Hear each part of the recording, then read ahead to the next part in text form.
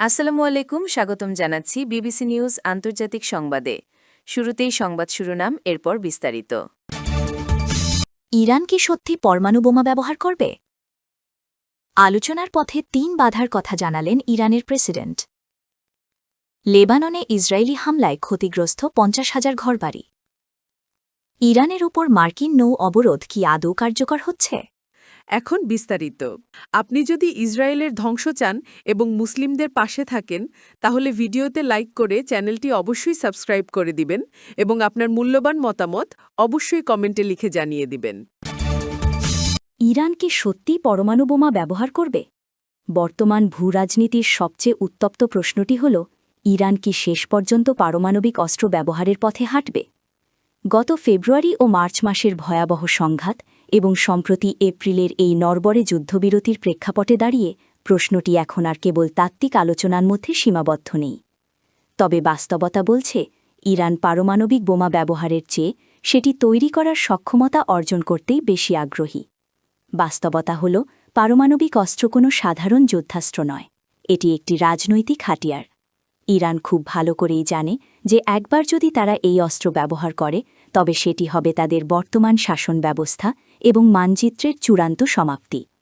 Israel ও যুক্তরাষ্ট্রের মতো বিশাল পারমাণবিক ও সামরিক শক্তির বিরুদ্ধে একটি পারমাণবিক হামলা চালানো মানেই হল পাল্টা ধ্বংসাত্মক হামলার আমন্ত্রণ জানানো, যাকে সমরবিজ্ঞানের ভাষায় বলা হয় মিউচুয়ালি অ্যাশোর্ড ডিস্ট্রাকশন বা পারস্পরিক নিশ্চিত বিনাশ। তেহরান সম্ভবত এই আত্মঘাতী ঝুঁকি নিতে চাইবে না।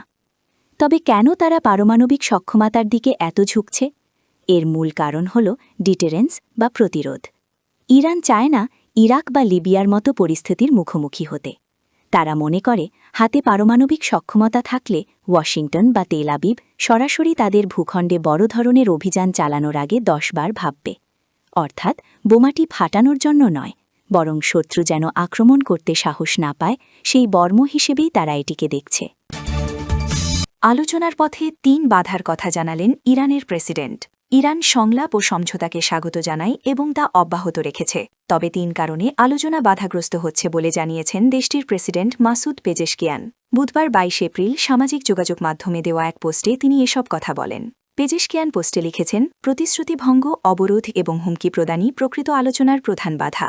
যুক্তরাষ্ট্রের প্রতি ইঙ্গিত করে পেজেশকিয়ান তার বক্তব্যের শেষে লিখেছেন, বিশ্ব তোমাদের অন্তহীন কপট কথাবার্তা এবং দাবি ও কাবের মধ্যকার বৈপরীত্য দেখতে পাচ্ছে। এর আগে সামাজিক যোগাযোগ মাধ্যম এক্সে দেওয়া এক পোস্টে ইরানের পার্লামেন্ট স্পিকার মোহাম্মদ বাঘের গালিবাফ লিখেছেন, নৌ অবরোধ করে বিশ্ব অর্থনীতিকে জিম্মি করার মাধ্যমে যুদ্ধবিরতি লঙ্ঘন না করলে এবং জায়নবাদীদের ইসরায়েলের সব ফ্রন্টের যুদ্ধংদেহী মনোভাব বন্ধ হলেই একটি পূর্ণাঙ্গ যুদ্ধবিরতি অর্থবহ হয়।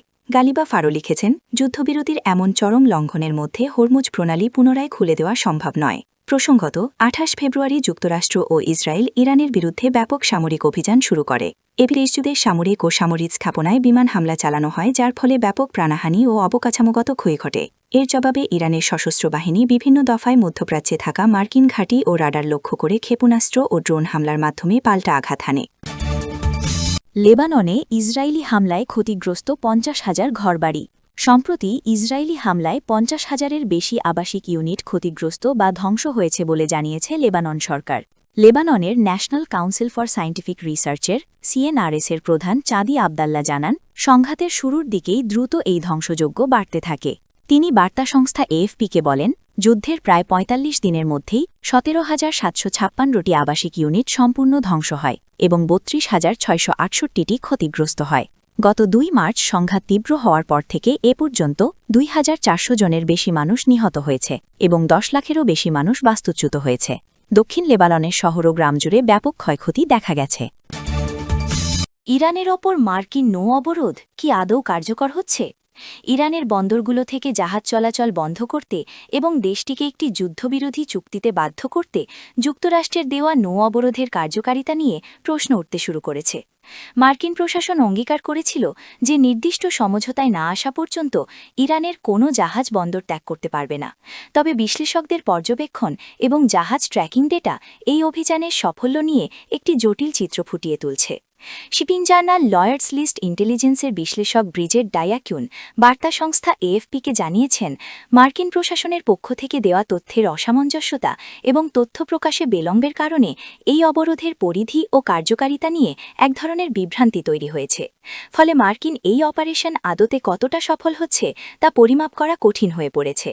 বিভিন্ন সামুদ্রিক সংস্থা কর্তৃক বিশ্লেষণ করা স্যাটেলাইট ইমেজ এবং ট্র্যাকিং তথ্যে দেখা গেছে অসংখ্য জাহাজ বর্তমানে হরমুজ প্রণালী অতিক্রম করছে। এর মধ্যে মার্কিন নিষেধাজ্ঞা তালিকায় থাকা ইরানি পতাকাবাহী জাহাজ যেমন রয়েছে, তেমনি অনেক জাহাজকে ইরানের বন্দরে যাতায়াত করতেও দেখা গেছে।